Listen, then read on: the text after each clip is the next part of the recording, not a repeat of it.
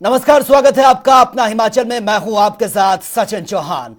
बात करेंगे तमाम खबरों की, लेकिन बुलेटिन की शुरुआत बड़ी खबर से कर लेते हैं। और यह बड़ी खबर सामने आ रही है, हिमाचल में नहीं थम रहा है तबाही का मंजर। प्रदेश भर में 135% ज्यादा बारिश दर्ज की गई है और अब तक 15 लोगों की मौत की खबर है। 24 घायल इसमें बताए जा रहे हैं। तकरीबन 164 करोड़ की संपत्ति को नुकसान पहुंचा है। मौसम विभाग ने इसको लेकर येलो अलर्ट जारी कर दिया। 15 दिन तक मौसम इसी तरीके से बना रहेगा। नदी नाले उफान पर हैं और काफी नुकसान पहुंचा है संपत्ति को। अगर देखा जाए, अब तक 15 लोगों की मौत की खबर है, कई लोग इसमें घायल हुए हैं।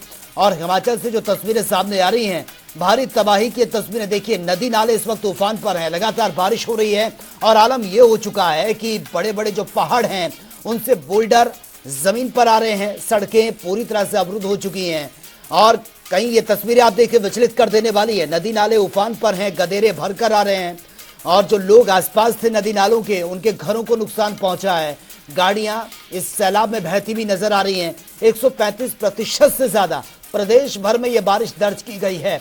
तो तस्वीरें देखकर आप अंदाजा लगा सकते हैं कि इस वक्त हिमाचल प्रदेश में हालात किस तरह से बने हुए हैं। हालांकि जहां जहां सड़कें अवरुद्ध हो रही हैं, वहां पर युद्धस्तर पर उनको खोलने का काम भी किया जा रहा है, लेकिन लगातार बारिश के चलते स्थिति चिंताजनक बनी हुई है। और ज्यादा जानकारी के साथ संवाददाता रॉबिन शर्मा इस वक्त हमारे साथ बने हुए हैं शिमला से। रॉबिन, जिस तरह से लगातार बारिश हो रही है, तस्वीरें हम देख रहे हैं, विचलित कर देने वाली तस्वीरें हैं। नदी नाले इस वक्त तूफान पर हैं। फिलहाल मौसम को लेकर आगे क्या कुछ बुलेटिन जारी किया गया है और इस वक्त किस तरह के हालात जमीनी स्तर पर देखने को मिल रहे हैं? बिल्कुल, जिस तेजी के साथ मौसम ने खासतौर पर मानसून ने हिमाचल प्रदेश में दस्तक दी, उससे सामान्य से जो है काफी ज्यादा बारिश जो है प्रदेश भर में दर्ज की गई है। मैं आपको बताऊं तो पिछले 7 दिनों के स्पेल में जो मानसून ने दस्तक दी है, उसके बाद सोलन जिला और मंडी जिला और हमीरपुर जिला, ये वो जिले हैं जहां पर सामान्य से काफी ज्यादा बारिश हुई है। अगर मैं आपको सोलन जिले की बात करूं तो यहाँ पर सामान्य से 362% ज्यादा बारिश दर्ज की गई है। तो वहीं मंडी में 303% ज्यादा बारिश दर्ज की गई। तो वहीं हमीरपुर में सामान्य से 269% ज्यादा बारिश दर्ज की गई है। इस बारिश के चलते इसके अलावा अगर देखा जाए तो 10 जिले ऐसे हैं प्रदेश के जहां पर बारिश के चलते भारी नुकसान देखने को मिला है। प्रदेश भर को अभी तक इस बारिश के चलते लगभग 164.24 करोड़ रुपए का जो है नुकसान आंका गया है अभी तक। और इसके अलावा प्रदेश में इसके चलते देखिए बारिश ने जो है कहर बरपाया है। इसके चलते कुछ लोगों की यहाँ जान भी गई है। अभी तक इस मौसम के चलते 15 लोगों की मौत हुई है, 24 लोग घायल हुए हैं। तो इस तरह के जो आंकड़े हैं वो अभी तक बने हुए हैं। वहीं आगे का बात करें तो आगे कुछ राहत थोड़ी सी मौसम में देखने को मिल सकती है। हालांकि जो है इन अगले कुछ 5 दिनों के लिए मौसम विभाग की ओर से अलर्ट जारी किया गया है। लेकिन इन दिनों में मौसम जो सूरज है वो आंख मिचौली करता हुआ नजर आ सकता है अगले कुछ दिनों में। जी ठीक है, चलिए रॉबिन, बहुत बहुत शुक्रिया फिलहाल आपका तमाम जानकारी के लिए।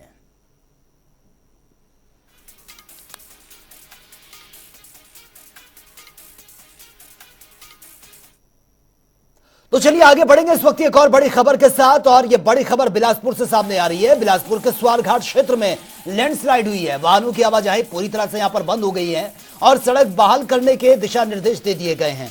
बारिश के मौसम में सतर्क रहने की अपील की जा रही है। जो लोग इन रास्तों से गुजर रहे हैं कि बारिश का मौसम है, वो सतर्क रहें। देखिए किस तरह से भरभरा कर पूरा का पूरा पहाड़ दरकता हुआ सड़क पर आ गया। हालांकि गनीमत यह रही है कि कोई बड़ा नुकसान यहां पर नहीं हुआ है। बिलासपुर स्वारघाट क्षेत्र में ये लैंडस्लाइड हुआ, ये देखिए। और इसके बाद से जाम भी लगा हुआ है। जो दोनों छोर में जो गाड़ियां थी, लंबी लंबी लाइनें लगी हुई हैं। हालांकि युद्धस्तर पर मार्ग को खोलने का काम भी चल रहा है। लगातार बारिश हो रही है जिसके चलते बड़े बड़े बोल्डर सड़कों पर आकर गिर रहे हैं, पहाड़ दरक रहे हैं और जिसके चलते जो मार्ग है वो अवरुद्ध हो रहा है। हालांकि इसको खोलने का काम युद्धस्तर पर भी जारी है। जिसमें समलेटू के पास जो है एक लैंडस्लाइड हुई है। ये कल की घटना है। कल जो है जो हमारा नया NH बन रहा है, इस पर समलेटू के पास जो है लैंडस्लाइड हुई है। अभी वो क्लियर नहीं हुई है। आज शाम तक हमें उम्मीद है कि उसको क्लियर कर दिया जाएगा। तो उस वॉल में जो उस पहाड़ में जो है अभी स्ट्रेंथनिंग का काम चल रहा है, नीचे डंगे लग रहे हैं। तो but in the mean time बारिश की वजह से ये हुआ है और इसमें जो है स्ट्रेंथनिंग के हमने डायरेक्शन दे रखे हैं कि इस पहाड़ को और जितने भी हमारी लूज पहाड़ है वहाँ पर उन पर कार्रवाई की जाए। हमने डायरेक्शन PDNHI को और साथ में उनके कंसेशनर गावर को भी दे रखे हैं। और चलिए इस वक्त की एक और बड़ी खबर से भी आपको अपडेट करवा देते हैं। धर्मशाला में सजेगा क्रिकेट का मेला। धर्मशाला में क्रिकेट धुरंधरों का मेला ये लगने वाला है। विश्व की 8 दिग्गज टीमें इसमें भाग लेंगी। ICC वर्ल्ड कप के 5 मैचों की मेजबानी होनी है। धर्मशाला में ICC का तीसरा मुकाबला ये खेला जाएगा। धर्मशाला को ये मौका मिला है। ICC का तीसरा मैच जो है वो धर्मशाला में होना है। तो इसको लेकर ये आप देख सकते हैं मौसम भी सुहावना बना हुआ है, लेकिन अगर आने वाले वक्त में मौसम खराब रहा तो इसमें चेंजेस भी किए जा सकते हैं। तो 8 दिग्गज टीमों का जमावड़ा यहां पर लगेगा। धर्मशाला का ये मैदान हम आपको दिखा रहे हैं जहां पर ये मैचेस होने हैं। धर्मशाला में ICC का तीसरा मुकाबला इस स्टेडियम में खेला जाएगा, धर्मशाला के स्टेडियम में। हालांकि अभी हिमाचल प्रदेश में मौसम जिस तरह से कहर ढा रहा है, लगातार बारिशें हो रही हैं, अगर इसी तरीके से स्थिति रही तो उसमें चेंजेस भी किया जा सकता है।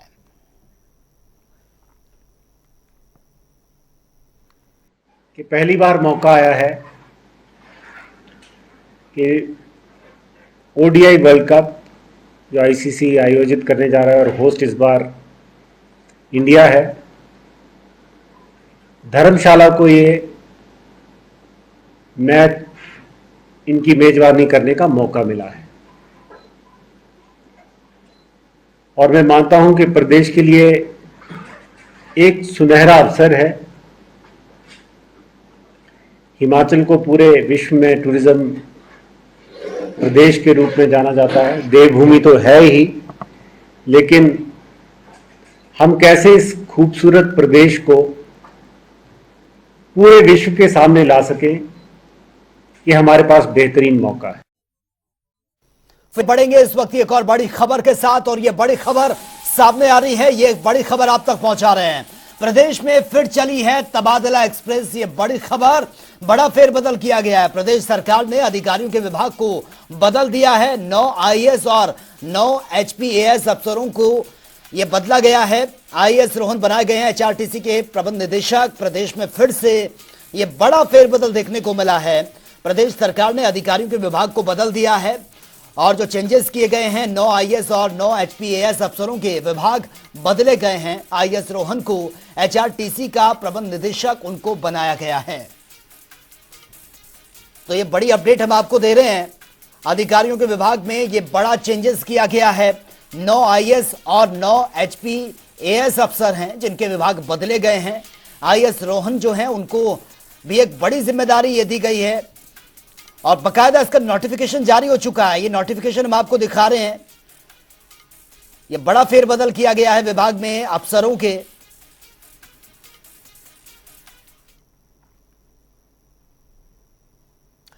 और वही नूरपुर जिला परिषद कैडर के कर्मचारियों ने विभाग में समायोजित न करने पर मुख्यमंत्री के नाम ज्ञापन सौंपा है। इन कर्मचारियों की शिकायत है कि इन्हें छठे वेतन आयोग और OPS का लाभ से वंचित रखा गया है। लिहाजा ज्ञापन में प्रशासन को 15 दिन का अल्टीमेटम भी दिया गया है।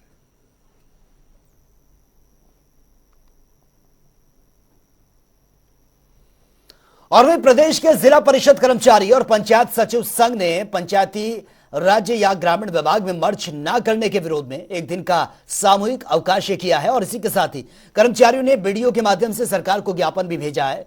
हमीरपुर BDO कार्यालय में जिला परिषद और पंचायत सचिवों ने इकट्ठा होकर आगामी रणनीति तय की है। तो वहीं संघ के प्रधान ने बताया कि 1 साल पहले भी कर्मचारियों ने विभाग में मर्ज करने के लिए हड़ताल ये की थी, जिस पर अब तक कोई कार्रवाई अमल में नहीं लाई गई है।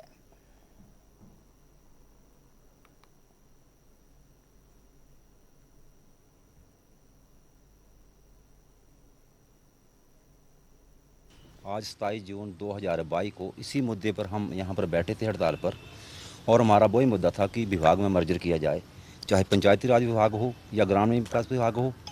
तो उन्होंने आश्वासन के सिवाय कुछ भी नहीं दिया।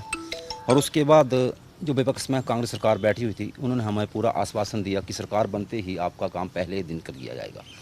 लेकिन आज दिन 6 महीने सरकार को बने हुए, उन्होंने भी हमें आज तक कुछ भी हमें फायदा नहीं दिया। सर, इनकी बहुत लंबी एक डिमांड थी कि हमें विभाग में मर्ज किया जाए, ताकि जो भी सरकार द्वारा जो भी बेनिफिट और लोगों को जो सरकारी कर्मचारियों को मिलते हैं इनको भी मिलें। बहुत पहले भी इन्होंने स्ट्राइक पे गए थे 15 दिन के लिए, 11 दिन के लिए। सरकार द्वारा आश्वासन भी मिला था लेकिन फिर भी कुछ नहीं हुआ, जिससे कि लोगों को बहुत परेशानी होती है। उस टाइम भी बहुत सारे लोग परेशान होते हैं क्योंकि एक हर छोटे से छोटा ग्रामीण सीधा पंचायत से जुड़ा हुआ और पंचायत से दिन प्रतिदिन के कार्य करवाने पड़ते हैं उनको। कभी परिवार नकल लेनी पड़ती है, कभी बीपीएल का सर्टिफिकेट लेना पड़ता है। पहले बहुत सारे कार्य, विकास कार्य भी प्रभावित हुए और भी प्रभावित हुए। तो सरकार से हमारी यही निवेदन रहेगा कि जल्दी से जल्दी इनकी जो डिमांड्स हैं उनको पूरा किया जाए। और वहीं हिमाचल प्रदेश में जिला परिषद कैडर के कर्मचारी अब पंचायती राज विभाग में विलय की मांग को लेकर एक दिन के सामूहिक अवकाश पर चले गए हैं। वहीं उन्होंने प्रदेश सरकार को भी इस विषय में निर्णय लेने के लिए 15 दिन का अल्टीमेटम दिया और 15 दिनों के भीतर सरकार की ओर से इस विषय में निर्णय नहीं लिया गया तो जिला परिषद कैडर कर्मचारी संघ के द्वारा आगामी रणनीति तैयार की जाएगी। सामूहिक अवकाश के चलते ढालपुर में भी जिला परिषद कर्मचारियों की ओर से प्रदर्शन किया गया है।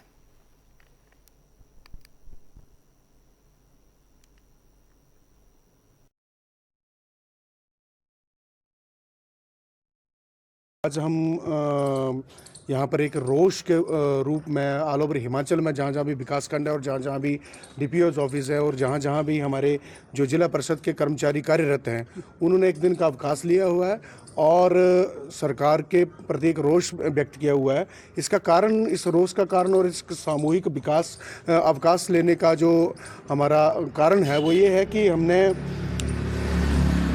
आज तक पहले भी पिछली सरकार में हमने स्ट्राइक की थी, 10-11 दिन का एक आंदोलन किया था और सरकार ने हमें कोई भी कोई आश्वासन नहीं दिया, कोई हमारी मांग नहीं पूरी की। जबकि सत्ता परिवर्तन के बाद हमने लगा कि हमारी अपनी सरकार, कर्मचारियों की सरकार आ रही है तो हमारे लिए तुरंत एक राहत मिलेगी। उसमें हमारा 6 पे कमीशन जैसी एक बात है जो अन्य एम्प्लॉइयों को, पूरे सरकारी कर्मचारियों को मिल चुका है, लेकिन हमें वो 6 पे कमीशन आज तक नहीं मिला।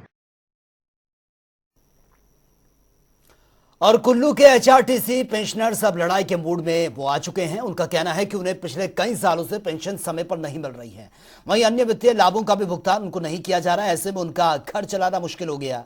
पेंशनर्स का कहना है कि वो इस बारे में प्रशासन को पहले ही सूचित कर चुके हैं, जिस पर अब तक कोई सुनवाई नहीं हुई है। अगर यही हाल रहा तो बुजुर्गों को सड़कों पर उतरकर प्रदर्शन करना पड़ेगा।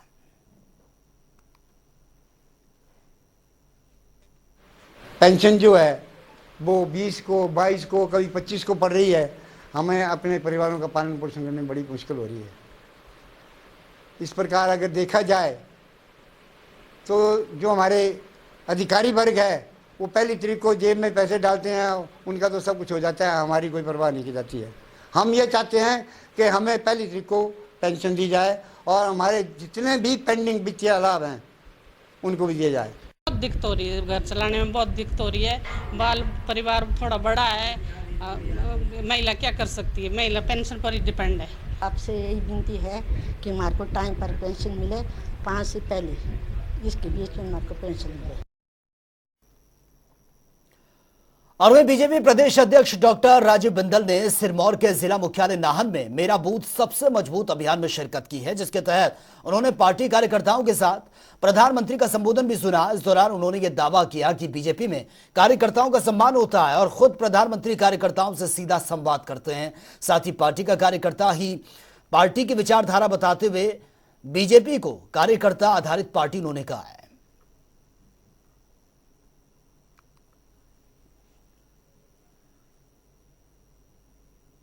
भारतीय जनता पार्टी का देशव्यापी संकल्प लगभग 10 लाख बूथ पूरे देश भर में है और 10 के 10 लाख बूथों के ऊपर माननीय प्रधानमंत्री जी का सीधा संवाद हो रहा है और उनके सामने बैठे हैं 2639 ऐसे बूथ पर काम करने वाले कार्यकर्ता।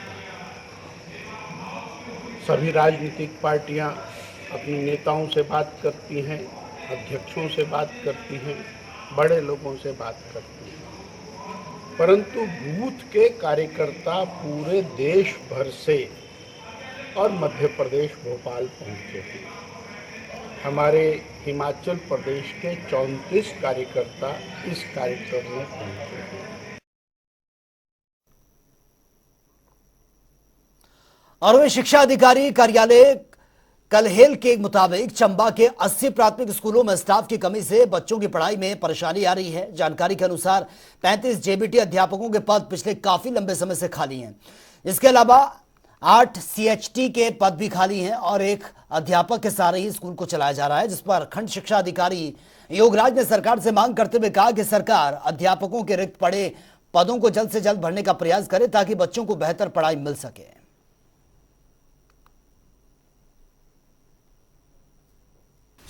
स्कूल हैं उनमें एक ही अध्यापक कार्य कर रहा है और 35 जो जेबीटी की पोस्टें वो खाली चल रही हैं।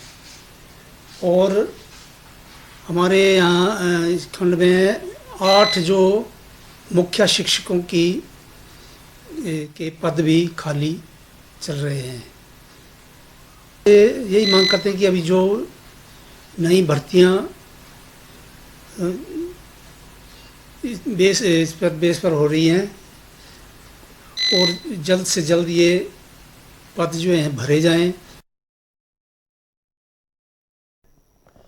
और जिला परिषद कर्मचारी यूनियन ने अपनी मांगों को लेकर आंदोलन शुरू कर दिया। उनका कहना है कि जिला सरकार की ओर से अन्य कर्मचारियों को छठे वेतन आयोग का लाभ मुहैया करवाया गया है, लेकिन उनका इस लाभ से उनको वंचित रखा गया है। उन्होंने यह भी कहा कि पूर्व बीजेपी सरकार के कार्यकाल में भी जिला परिषद कर्मचारियों ने सरकार से इस विषय पर आग्रह किया था, लेकिन उनकी मांगों को पूरा नहीं किया गया।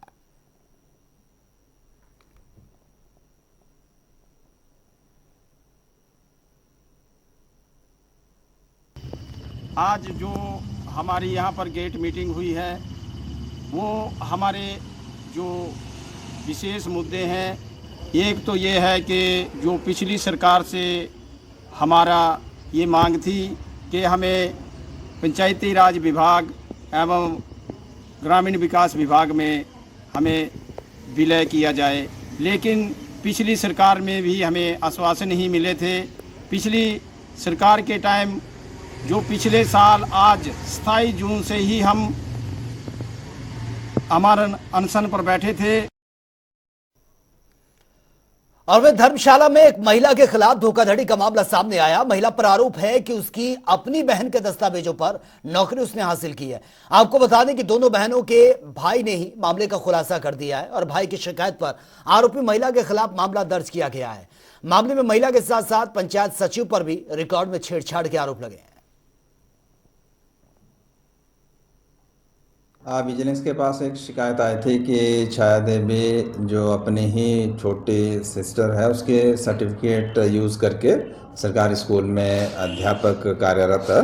तो इस शिकायत की विजिलेंस ने छानबीन की और प्रथम दृष्टया आरोप सही पाए जाने पर पिछले दिन यानी कि 26 जून को इसमें अभियोग पंजीकृत किया गया है। इन चीज़ों की इसमें आगे इन्वेस्टिगेशन की जाएगी और जो पंचायत से रिलेटेड रिकॉर्ड में अगर इसमें कोई छेड़छाड़ की गई है तो संबंधित जो भी पंचायत के ऑफिशियल हैं उनके विरुद्ध भी इसमें कार्रवाई की जाएगी। हिमाचल प्रदेश सेब उत्पादक संघ और किसान सभा ने संयुक्त रूप से एसडीएम बाली चौकी के माध्यम से सरकार को ज्ञापन भेजा है और इसमें उन्होंने यूनिवर्सल कार्टन को शीघ्र लागू करने की मांग उठाई है। और इसी के साथ ही उन्होंने सेब की ग्रेडिंग और पैकिंग की दरों और ढुलाई की दरों को प्रति क्विंटल प्रति किलोमीटर और तय करने की भी मांग की है। और मांगे पूरी ना होने पर बाली चौक में सांकेतिक प्रदर्शन करने के लिए भी चेता दिया है।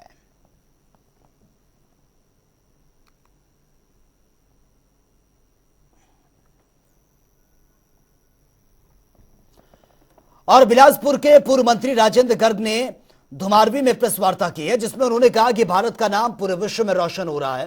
राजेंद्र गर्ग ने दावा किया कि नरेंद्र मोदी के मजबूत और शक्तिशाली नेतृत्व पर पूरे विश्व ने यह मान लिया है और राजेंद्र गर्ग के अनुसार मोदी के नेतृत्व में भारत अर्थव्यवस्था के मामले में कई बड़े देशों को पीछे छोड़ते हुए आगे पहुंच गया है। साथ ही उन्होंने कहा कि देश के मान सम्मान को दुनिया के सर्वोच्च शिखर पर ले जाने के लिए पीएम मोदी ने दिन रात मेहनत की है और इन सारी बातों को लेकर बीजेपी ने पूरे देश के अंदर महा जनसंपर्क अभियान शुरू कर दिया ताकि मोदी सरकार की नीतियां और कार्यक्रम को घर घर तक पहुंचाया जा सके।